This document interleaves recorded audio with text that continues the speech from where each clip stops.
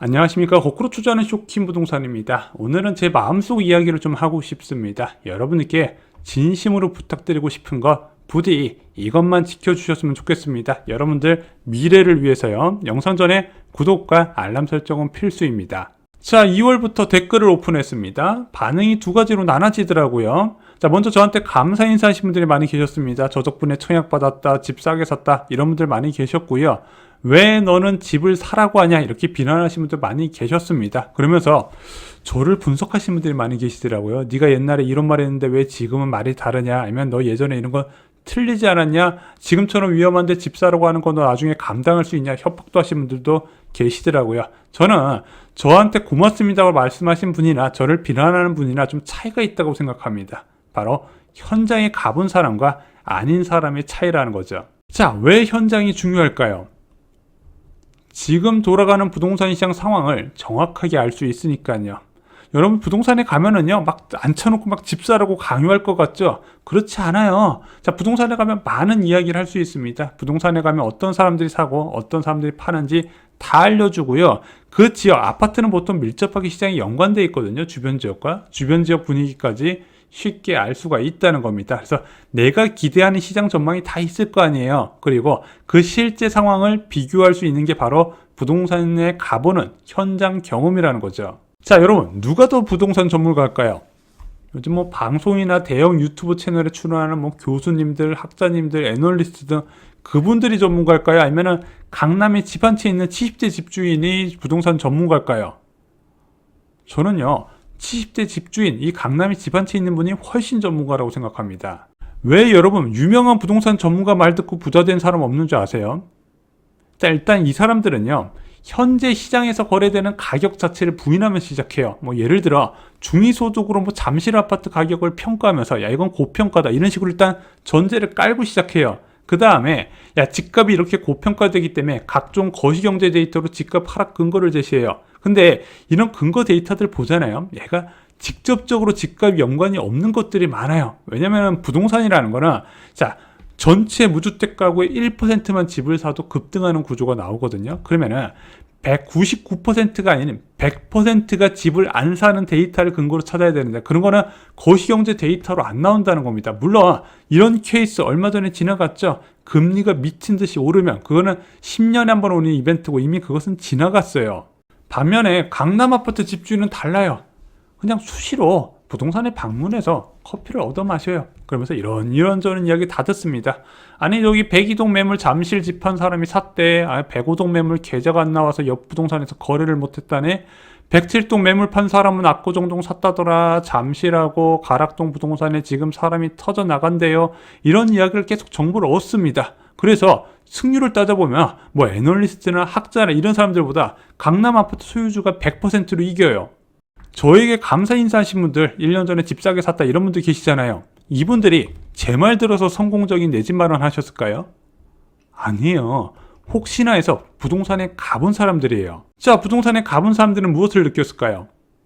아니, 유튜브하고 언론에 보면은 부동산 전문가들이 부동산 멸망한다고 했는데 실제 부동산에 가보니까 왜 이렇게 사람이 많지? 그리고 금매가 뚝뚝뚝뚝 사라져요. 금매가 또 나갔다고요? 그러면서 본인도 더 늦기 전에 매수 결정을 한 겁니다. 제 말을 들어서가 아니라 실제 현장에 가보고 느껴서 의사 결정을 한 거예요. 근데 이것은 가보지 않으면 절대 모른다는 겁니다. 자, 현장에 안 가보고 유튜브만 보면 어떤 일이 생길까요? 폭락한다더니 왜 올랐지? 늦었나? 이렇게 약간 후회가 돼요. 근데 유튜브를 봤더니 아닙니다, 다시 폭락합니다, 모두 다 꾀꼬리처럼 그런 이야기를 합니다. 그럼 어떤 생각이 들어요? 그렇지, 내가 잘 참은 거지, 이번에 속을 뻔했네, 뭐 이런 생각이 드는 겁니다. 모든 유튜브와 언론에서 경쟁적으로 원하는 이야기만 해줍니다.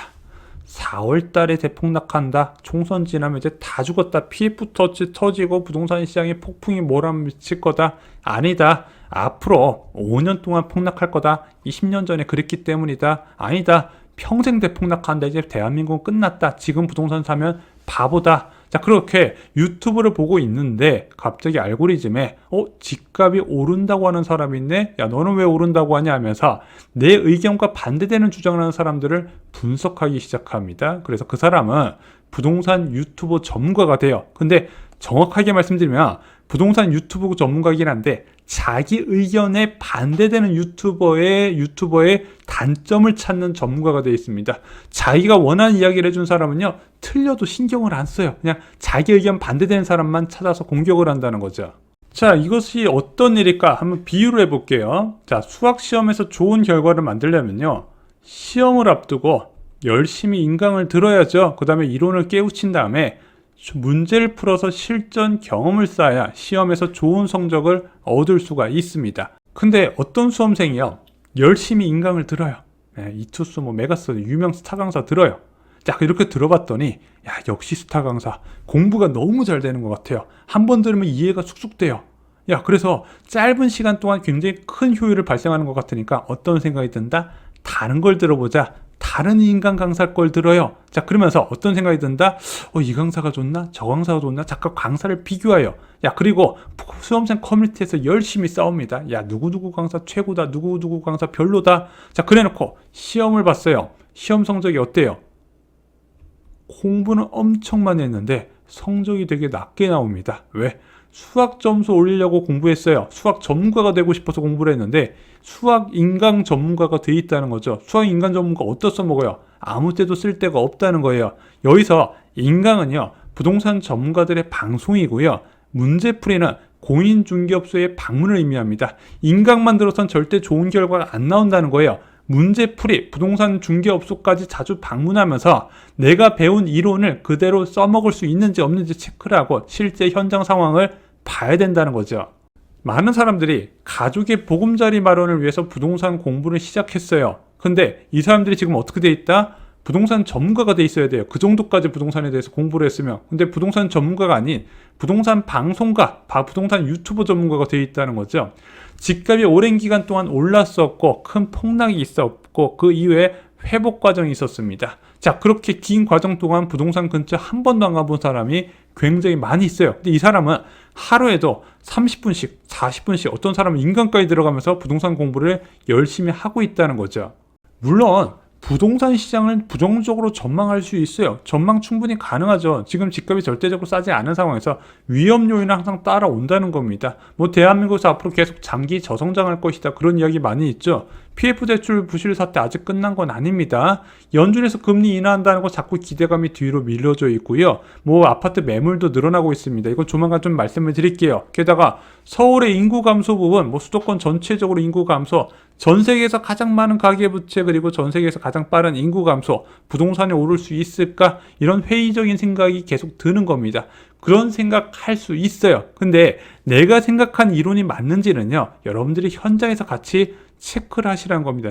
그게 굉장히 중요해요. 자, 여러분들, 이런 요인들이 부동산 가격에 다 영향을 줄 것 같죠? 실질적으로 별로 영향을 안 준다는 겁니다. 그래서 현장에서 확인을 해보시라는 거예요. 저도요, 여러분들이 원하는 이야기하면 편해요. 당장 부동산 시장 멸망할 것처럼 공포스러운 썸네일하고 제목 따라서 야, 이제 부동산 폭락은 시간 문제다 이래놓고, 야, 이렇게 해서 실제 제가 틀리잖아요. 틀리면은 정부 때문이다, 투기꾼 때문이다, 유튜버 때문이다, 이런 식으로 저한테 오는 비난의 화살을 다른 데로 돌리면 됩니다. 그러면은 저도 방송에서 화를 내요. 그리고 구독자분들도 같이 화나 있어요. 여기저기 가서 욕하고 난리가 나요. 그 다음에 다른 폭락 요인하고요, 새로운 폭락 시점 지정하면 됩니다. 야, 새로운 부동산 폭락 요인이 나왔다. 이제 다 죽었다. 다음 폭락은 6월이다. 그러면은 구독자분들이 좋아하세요.